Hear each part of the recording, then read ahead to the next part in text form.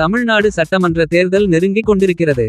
அதன்படி தமிழக தேர்தல் ஏப்ரல் 23ஆம் தேதி நடைபெறவுள்ளது. அதைத் தொடர்ந்து மே 4ஆம் தேதி தேர்தல் முடிவு வெளிவரவுள்ளது. இதனால் தற்போது தமிழக அரசியல் களம் பரபரப்பாக உள்ளது. அதுவும் சட்டமன்ற தேர்தலில் போட்டியிட ஒருவர் இந்திய குடிமகனாகவும் குறைந்தபட்சம் 25 வயது நிரம்பியவராகவும் இருக்க வேண்டும். மேலும் வேட்பாளர் இந்தியாவில் உள்ள ஏதேனும் ஒரு தொகுதியில் வாக்காளராக பதிவு செய்திருக்க வேண்டும்.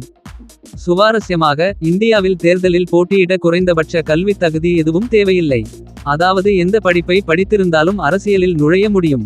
அந்த வகையில் தற்போது தமிழகத்தின் முன்னணி அரசியல் தலைவர்களின் கல்வித் தகுதி என்னவென்பதை இப்போது காண்போம். மு.க. ஸ்டாலின்.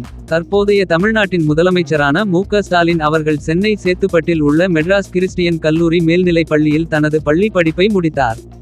பின்பு 1973ஆம் ஆண்டு சென்னை மாநில கல்லூரியில் பி.ஏ. வரலாறு பட்டம் பெற்றார். 2009ஆம் ஆண்டு அண்ணா பல்கலைக்கழகம் இவருக்கு டாக்டர் பட்டம் வழங்கி கௌரவப்படுத்தியது. எடப்பாடி கே. பழனிசாமி.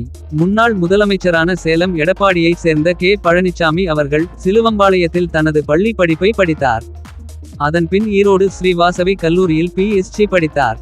ஆனால் தவிர்க்க முடியாத சில காரணங்களால் இவரால் முழுமையாக படிப்பை முடிக்க முடியவில்லை என்று கூறப்பட்டாலும் சில தரவுகள் அவர் விலங்கியல் துறையில் பட்டம் பெற்றதாக கூறுகின்றன. இருந்தாலும் 2019ஆம் ஆண்டு டாக்டர் எம்.ஜி.ஆர். கல்வி மற்றும் ஆராய்ச்சி நிறுவனம் டாக்டர் பட்டம் வழங்கி இவரை சிறப்பித்தது. கே. அண்ணாமலை.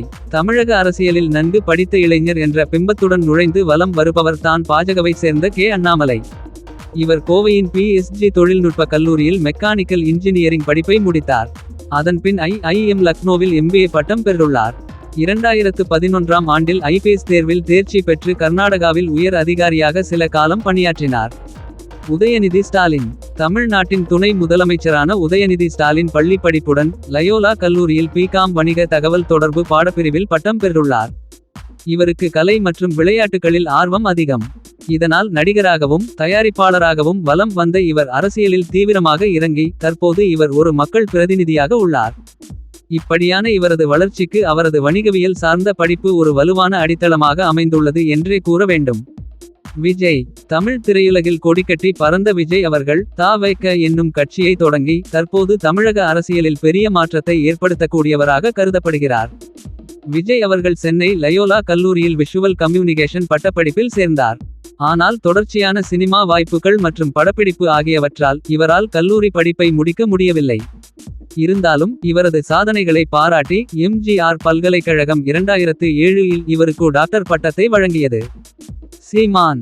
நாம் தமிழர் கட்சியை சேர்ந்த சீமான் அவர்கள் சிவகங்கை மாவட்டம் இளையான்குடியில் பள்ளி படிப்பை முடித்தார். பின் அங்குள்ள ஜாகிர் உசேன் கல்லூரியில் பி.ஏ. பொருளாதாரத்தில் பட்டம் பெற்றார். சினிமாவின் மீதான ஆர்வத்தால் சீமான் அவர்கள் சென்னைக்கு குடிபெயர்ந்தார். இந்த வீடியோ பிடித்திருந்தால் லைக் பண்ணுங்க, ஷேர் பண்ணுங்க, கமெண்ட் பண்ணுங்க. இதே போல் வீடியோக்களுக்கு நம்ம சேனலை சப்ஸ்கிரைப் பண்ணுங்க.